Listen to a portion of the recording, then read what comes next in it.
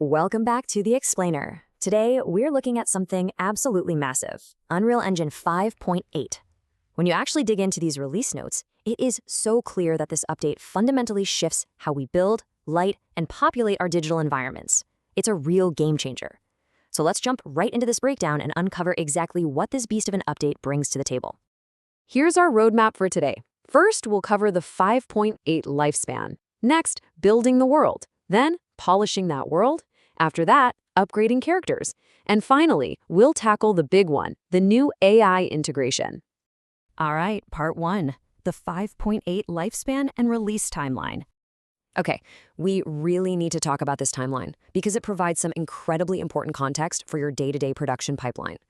Epic has essentially zero plans for an Unreal Engine 5.9. Instead, 5.8 is designed to be the definitive foundation that we'll be working with for quite a while.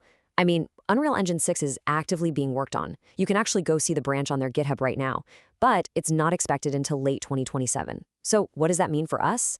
Well, it means this massive list of experimental features in 5.8 has a really long runway to mature.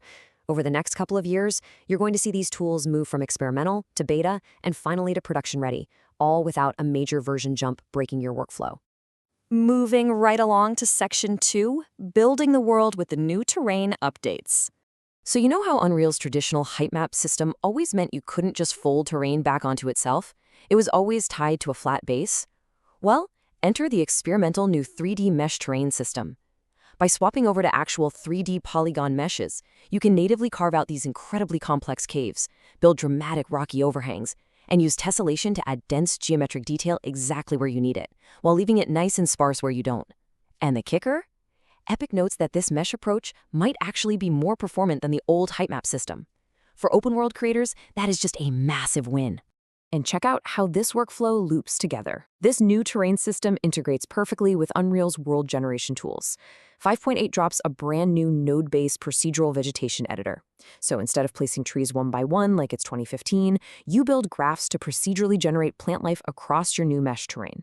Epic also expanded their Quixel Megaplant library, giving you way more variety right out of the box. But the real magic? That happens when you hook this up to the Procedural Content Generation, or PCG system.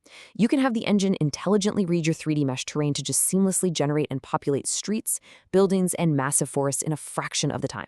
Section 3. Polishing the world with production-ready tools. Now, while mesh terrains are still experimental, 5.8 takes a bunch of highly anticipated features out of testing and officially graduates them to production-ready. That means Epic considers them stable enough for your live commercial projects right now.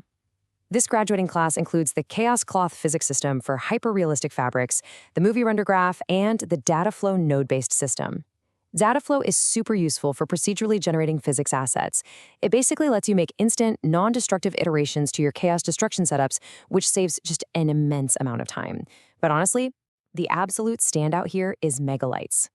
You have to understand the sheer ambition behind Megalights. This is the new real-time rendering lighting system that promises the ability to handle practically uncapped, unlimited dynamic lights in your scene. Plus, it introduces high-end features like movie-based casting of light. But the boldest claim?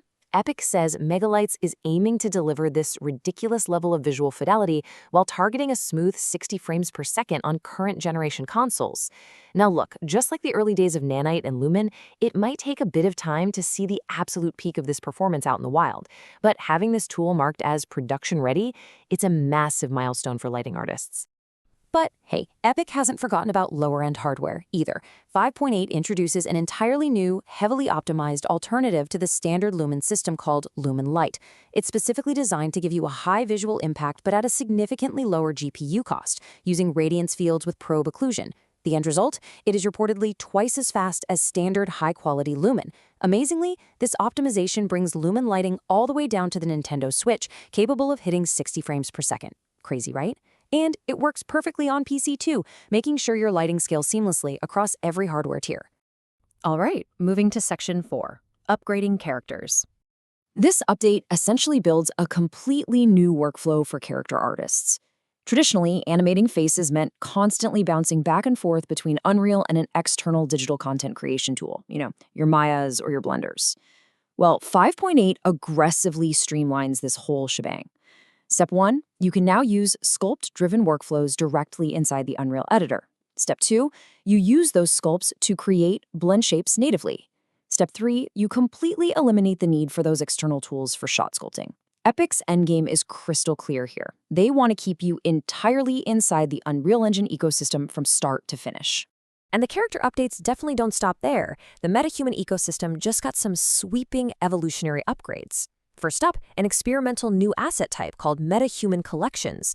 This is built for rendering massive crowds. We're talking hundreds of characters on mobile and literally thousands on higher-end platforms. Next is Mesh to MetaHuman, which now finally supports arbitrary topology. So if you've got a custom character mesh from a program like Character Creator 4, you can just bring it in and hook it straight up to the MetaHuman framework in a single workflow. Finally, released over on Fab, we have the new Markerless Motion Capture plugin. This is basically video to animation. You just film yourself doing an action, no specialized mocap suits or tracking markers required, and the engine just generates the animation data for you. And finally, Section 5. The AI integration. Epic Games has definitively embraced AI with this release, so let's just neutrally lay out exactly how they've set this up. The core of this integration is built around something called MCP, or the Model Context Protocol. MCP is an open standard. Epic is not forcing some proprietary Unreal AI on you. Instead, this protocol acts as a bridge, letting the engine interface seamlessly with external large language models. You just bring your own API key for models like Claude or Gemini, plug it in, and suddenly the engine can interpret and act on your text prompts. To give you a sense of what this actually looks like in practice, Epic provided data libraries and skills to the engine so the AI actually understands how to interact with your specific project files. You can just type a prompt directly into the editor, something like, "Build me a city," or "Populate this room." The external LLM receives your prompt. The Model Context Protocol lets the AI parse through your local asset library, and boom, the engine procedurally places those assets in the environment to fulfill your request. It's a seriously powerful automation tool for cutting down the mundane, repetitive tasks of level dressing. But hold on, because we need to talk about the financial reality check here. Every single time you ask the AI to, say, populate a room, it has to read your entire library context. Running these generative prompts can burn through 2,000 to 5,000 API tokens in a matter of seconds. It's an incredible feature, for sure, but it's also one that can watch your project budget literally evaporate in real time if you aren't monitoring your token usage carefully. And that brings us to the end of our deep dive. Unreal Engine 5.8 isn't just a stepping stone, it is the definitive workspace for the next several years of development. Between the revolutionary 3D mesh terrain, the sheer optimization of production-ready megalites, and this wild new frontier of AI-driven world generation, your toolkit has literally never been wider. So the question I want to leave you all with today is this. With absolutely no 5.9 on the horizon, how are you going to strategically use this long stretch of stability? How will you adapt these production-ready tools and experiment with these new AI workflows as we wait for Unreal Engine 6 in 2027? Think about it, structure your pipeline, and I absolutely cannot wait to see what you all build. Thanks for joining me on this explainer, and keep creating.